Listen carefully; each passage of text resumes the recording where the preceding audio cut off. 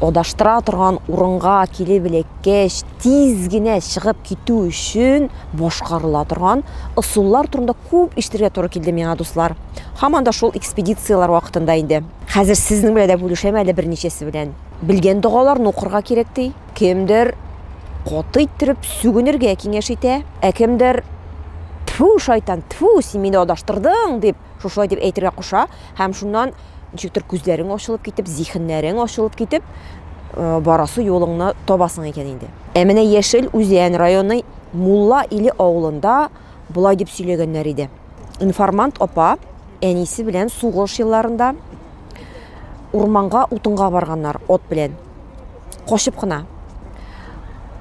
Утын кисәргә ярамаган, утын кирәк, шуңа күрә төнлә белә барганнар булар. Кайтканда адашканнар.